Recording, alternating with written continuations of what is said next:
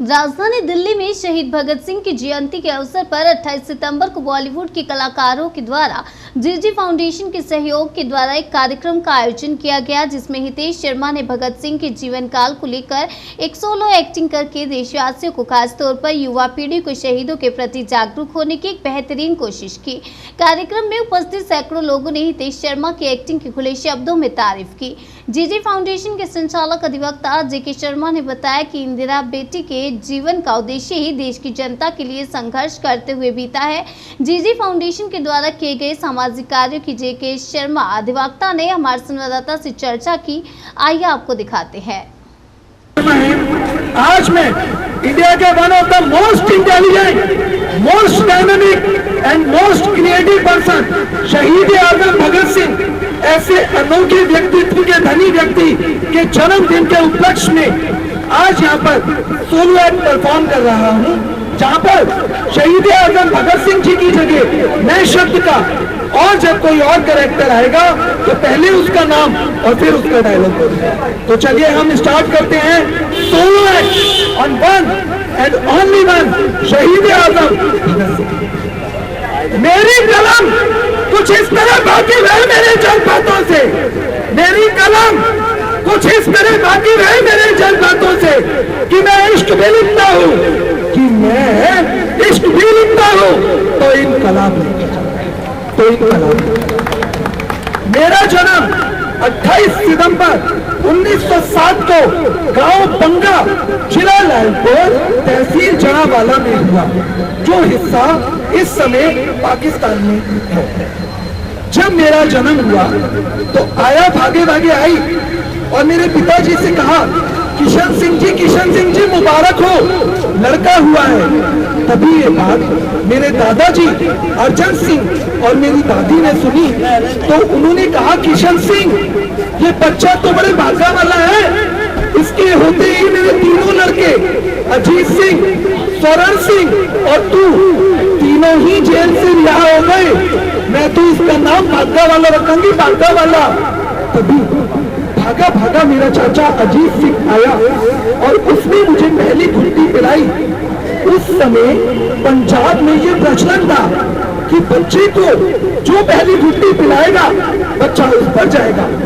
तो मेरे चाचा ने कहा मेरी दादी से, बच्चे को पहली घुट्टी मैंने पिलाई है, अब बच्चा मुझ पर ही जाएगा। तो दादी ने कहा, जीत गई, ये तूने की गया, अब तो ये तुझ पे जाएगा। पुलिस आगे आगे, ये पीछे पीछे, पुलिस पीछे पीछे, ये आगे आगे, सब धागा लगाकर बहुत हंसे। अब मैं आपको बताता हूँ बचपन का एक किस्सा। एक बार मेरे पिताजी खेत के अंदर बीज बो रहे थे, तो मैंने पूछा, पिताजी आप ये क्या कर रहे हो? उन्होंने कहा, भगत मैं इसमें आम के बीज बो रहा हूँ, थोड़े समय के बाद इसमें आम आएंगे। कुछ देर के पश्चात मैं थोड़ी दूर गया और मैं वहां पर बंदूक को मिट्टी में गाड़ने लगा। मेरे पिताजी ने कहा, भगत ये तू क्या कर रहे है? तो मैंने कहा, मैं यहाँ पर बंदूकें गाड़ रहा हूँ और आने वाले समय में जब बहुत सारी बंदूकें आएंगी तो मैं गोरों को मार बनाऊंगा। पिताजी ने मुझे अपने कहने से। अब मैं आपको बताता हूँ मेरे बचपन के जो हीरो थे उनका नाम है करतार सिंह सर। उनकी गाई हुई एक कविता मैं गाया करता था, वही मैं आपके समक्ष मुझे यही पाओगे मज़ारों में, मुझे यही पाओगे मज़ारों में, समा मेरी बया मेरा, मुझे यही पाओगे मज़ारों में, समा मेरी बया मेरा। मैं बंदा हिंद वालों का हूँ, मैं बंदा हिंद वालों का हूँ, है हिंदुस्तान मेरा। मैं बंदा हिंद वालों का हूँ, है हिंदुस्तान मेरा। मैं हिंदी ठेठ हिंदी चौथ हिंदी नाम हिंदी हूँ, मैं हिंदी ठेठ हिंदी चौथ हिंदी नाम हिंदी हूँ।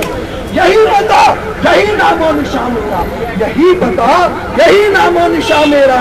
मैं इस उजड़े हुए भारत का, मैं इस उजड़े हुए भारत का एक मामूली सा जिला हूँ, मैं इस उजड़े हुए भारत का एक मामूली सा जला हूँ। यही फिरका यही खानदान, यही फिरका यही खानदान मेरा।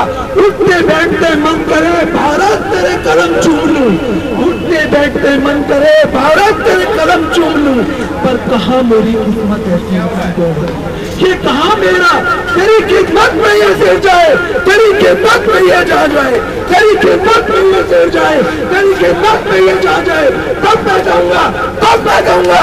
मेरा मतलब हटाते चातवा मेरा, हटाते चातवा मेरा। मैं हिंदी देख हिंदी चाहता हिंदी नाम हिंदी। 13 अप्रैल 1919 जब जलियांवाला बाग कांड हुआ तो वहां पर मैं मिट्टी लेकर आया और मैंने अपनी मां से कहा इस मिट्टी की सौगंध हिंदुस्तान को मैं आजाद कराऊंगा, हिंदुस्तान को मैं आजाद कराऊंगा। 20 अप्रैल 1919 को महात्मा गांधी ने असहयोग आंदोलन छेड़ा।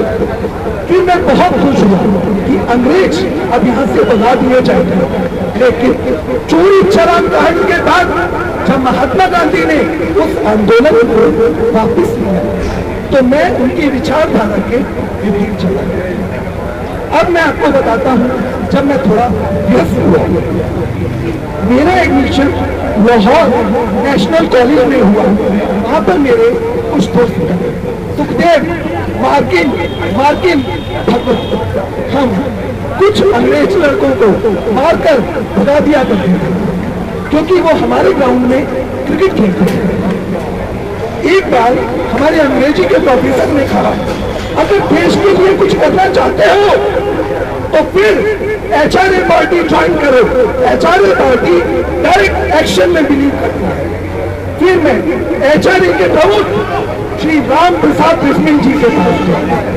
सरफरोशी की तमन्ना, सरफरोशी की तमन्ना अब हमारे दिल में है, सरफरोशी की तमन्ना अब हमारे दिल में है। देखना है जोश कितना, देखना है जोश कितना बाजुएगा दिल में है। अब तू आने दे बता देंगे तुझे आसमां, हम नबी से क्या बताएं, हम नबी से क्या बताएं, क्या हमारे दिल में है, क्या हमारे दिल में है। सरफरोशी की तमन्ना अब हमारे दिल में है।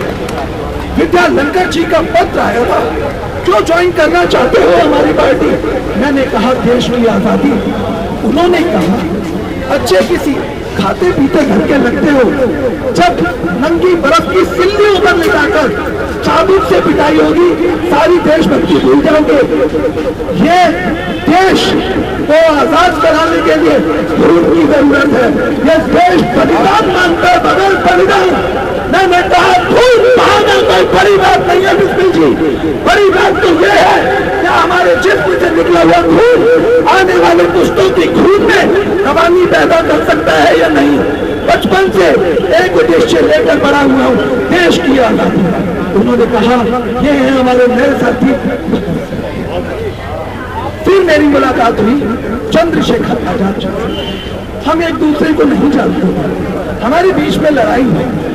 चंद्रशेखर आजाद जी को जब पता लगा मैं भगत सिंह उनकी पार्टी का बंदा हूँ, उन्होंने कहा पहले नाम बताना चाहिए था। मैंने कहा पार्टी का उसूल है, नाम नहीं बता सकते। उन्होंने कहा बहुत अच्छा। फिर उन्होंने भी वही पूछा क्यों ज्वाइन करना चाहते हो हमारी पार्टी? मैंने कहा मुल्क की आजादी। उन्होंने कहा कैसे मिलेगी? मैंने कहा आप जैसे कुछ लोगों का साथ मिल जाए तो इन अंग्रेजों की ईंट से ईंट बजा दूंगा। उन्होंने कहा देख रहा जवानी का खून अब जोश भर रहा है। मैंने कहा जोश अब जुनून की सूरत अख्तियार कर चुका है। उन्होंने कहा अगर मैं तुम्हारी सारी बातें मान भी लूं, जब माता का करुणामयी चेहरा और पिता का चेहरा तुम्हारे सामने आएगा सारी देशभक्ति भूल जाओगे। मैंने कहा आजाद जी कुछ माँ बाप ऐसे भी होते हैं जो बच्चों के पैरों में मोह की बेड़ियां नहीं डाला करते। उन्होंने कहा बहुत अच्छा। उन्होंने मुझे उसके कुछ दिन के पश्चात मैं सुखदेव और हमारे कुछ दोस्त मेरे घर गए, वहां पर देखा कुछ तैयारी चल रही है। तो मैंने अपनी बहन से पूछा, उन्होंने कहा मम्मी ने, माँ ने तुम्हारे लिए माना वाली की एक लड़की ढूंढी है। मैंने कहा मैं माँ के पास गया, मैंने कहा माँ ये क्या हो रहा है? उन्होंने कहा भगत मैंने तेरे माना वाली की बहुत अच्छी लड़की ढूंढी तेरे लिए। मैंने कहा लेकिन मेरी शादी तो हो चुकी है। माँ ने कहा जब भी तुझे पढ़ने के लिए मैं शहर नहीं भेजती थी, लड़के बिगड़ जाते वहां पे जाके। मैंने कहा लेकिन मेरे लिए लड़की तो अजीत चाचा ने बचपन में ही ढूंढ दी थी। उन्होंने कहा कौन सी? मैंने कहा आजादी। मेरी दुल्हन तो आजादी है, मैं आजादी। कुछ दिन के पश्चात मेरी मुलाकात हुई राजगुरु से और एक फिरोजशाह कोटला के अंदर पार्टी करने के लिए, मुझे संबोधित करने के लिए चंद्रशेखर आजाद जी का पत्र आया। फिर हमने एचआरए पार्टी का नाम उसके पश्चात एक बार साइमन गो बैंक के नारे लगाते हुए लाला लाजपत राय को क्रूरता से पीट कर उनकी हत्या कर दी गई। पूरा देश नपुंसकों की तरह से यह तमाशा देख रहा था, लेकिन हमारी पार्टी ने सोचा कि हम बदला देंगे।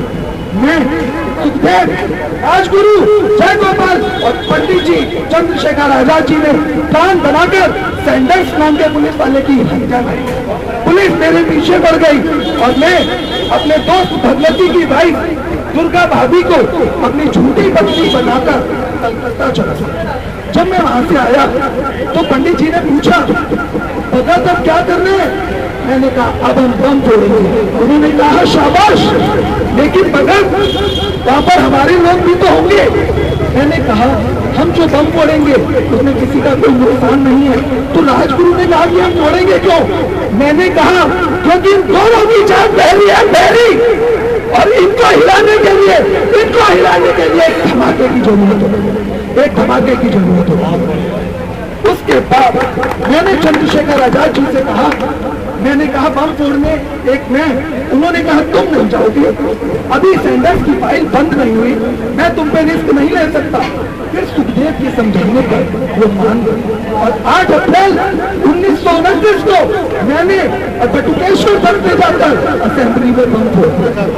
हमने पुलिस को अपनी गिरफ्तारी दी क्योंकि हम अंग्रेजी सरकार के माध्यम से मीडिया में ये बात पहचाना चाहते थे कि हम आतंकवादी नहीं हैं जो अंग्रेजों ने बताया है। फिर हमारी अदालत में पेशी हुई। मैंने कहा ये तुम्हारी झूठी अदालत है, अदालत तो इंसाफ का मंदिर होती है साहब, लेकिन आपके वकील ने, आपके सरकारी वकील ने मेरा झूठ बोला है। और सच तो यह है कि हाँ हमने वहां पर बम फोड़ा, लेकिन उसमें किसी केमिकल या किसी शार्पनेस का इस्तेमाल नहीं हुआ, क्योंकि हम इंसान की जिंदगी को समझते हैं। दुनिया में सबसे बुरी बात होती है जब एक इंसान दूसरे इंसान के ऊपर कब्जा करना चाहता है, और उसी वजह से तुमने ट्रेड बिल और पब्लिक सेफ्टी बिल हमारे गरीब मजदूरों और किसानों पर थोपा, जो हमारी रीढ़ की हड्डी है। लेकिन एक बात याद रखना, कभी भी किसी को दबाने की कोशिश करोगे तो तुम उतना ही दबोगे। फ्रांस के अंदर कारखाने में कौन रोक सका मजदूरों को, रशिया के अंदर कौन रोक सका क्रांति को, और हिंदुस्तान को कौन रोक सकेगा आजाद होने से? हिंदुस्तान आजाद होकर जाएगा। बोलो इनकलाब, बोलो इनकलाब। उसके बाद हमें बेरहमी से पीटा गया। जब हम नीचे उतरे हमें मारा गया, तो मैंने कहा तू हेल में चलो। आज के बाद हम आप इसकी झूठी अदालत में कदम नहीं रखेंगे, जो सजा सुनानी है सुनाएंगे। कुछ दिनों के पश्चात एचएसआरए के और पार्टियों के बंदों पर भी गश्त करी गई, सबको पकड़ा गया, हमें नंगी बर्फ की सिल्लियों पर लिटाया गया। हमने भूख हड़ताल करी और उसके बाद उन्होंने धारा 129, धारा 302 विस्फोटक पदार्थ अधिनियम के तहत रूल 4, 6F, FP 120 के अंतर्गत हमें 68 पेजों के अंदर फांसी की सजा दी और हमें फांसी दी गई 23 मार्च 1931 को। उसके बाद हम लास्ट में गले मिलकर लिख रहा हूं अंजाम जिसका कल वो आगाज आएगा। लिख रहा हूं अंजाम जिसका, कल वो आगाज आएगा। मैं रहूं या ना रहूं, मेरे मरने के बाद देश पर मरने रहा होगा आगाज आएगा। जय हिंद। हमारा क्या जाने इतिहास बेचारा, साखी जिसके साहस के, सूर्य चंद्र भूगोल खगोल कलम आज उसकी जय बोल। पर दुर्भाग्यवश इतिहास उनको वो न्याय नहीं दे पाया, उनको वो स्थान अपने पेजों में नहीं दे पाया जिसके वो थे। कारण उसका सब जानते हैं। मैं उस कंट्रोवर्सी में नहीं पढ़ना चाहता क्योंकि एक शुभ दिन है।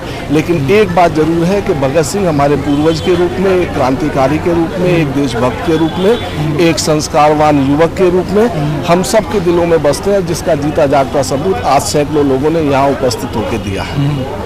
सर, जो अभी आप बात कर रहे थे, अभी आपने बताया कि जो इंदिरा बेटी जी थी, ठीक है, इन्होंने जो देशों के बीच में जो प्रचार किया, जिस प्रकार मंदिर वगैरह बनवाए, इसके विषय में आप क्या कहें? जो मेरी ज्ञान है वहाँ पर इंदिरा बेटी जी ने अमेरिका में बहुत उनके फॉलोअर्स हैं, बहुत लोगों के दिलों में बसती है। वहाँ पर ब्रजधाम मंदिर बनवाया इन्होंने और बहुत जगह इन्होंने।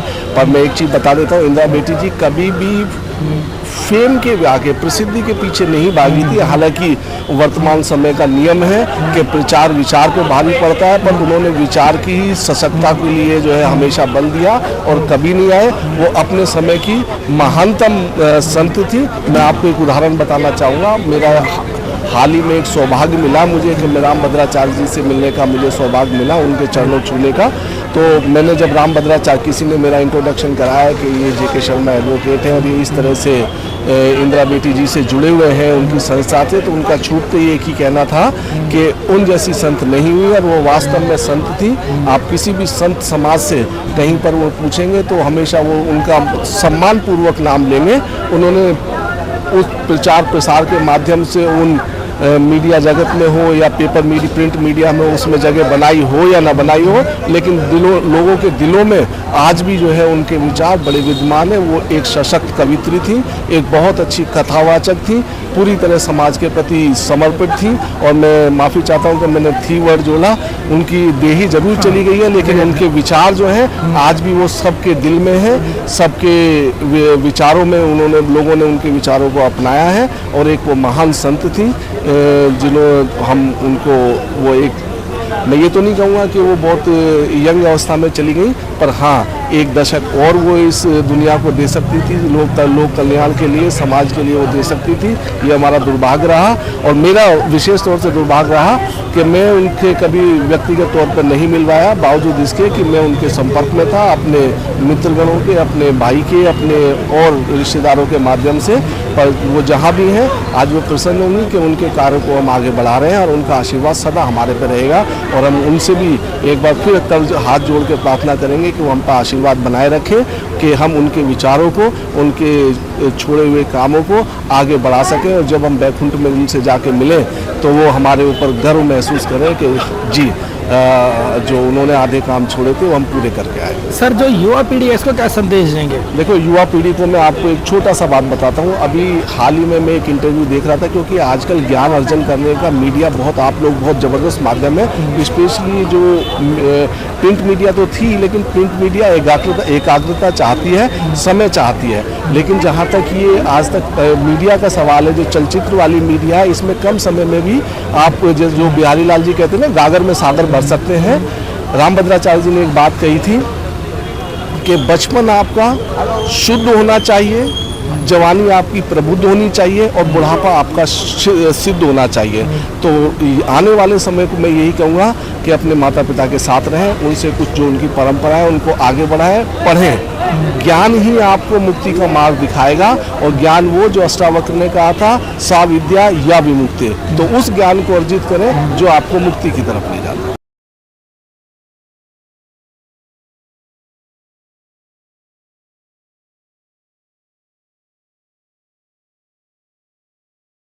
ने हमें बताया, बहुत ही अच्छे तरीके से उन्होंने भगत सिंह की जीवनी को पेश किया और बताया कि क्या कारण है कि जो आज युवा जो है भटक रहे हैं, देशभक्ति की तरफ ना जाकर दूसरे और जो कार्यक्रम है उनको देखना ज़्यादा पसंद करते हैं। तो हितेश शर्मा जी ने एक संदेश देने की कोशिश की है कि ज़रूरत है आज की युवा पीढ़ी दोबारा से देशभक्ति के कार्यक्रम देखे। अपने सहयोगी कैमरामैन विमल चौहान के साथ हरिंदर कौशल, दिल्ली।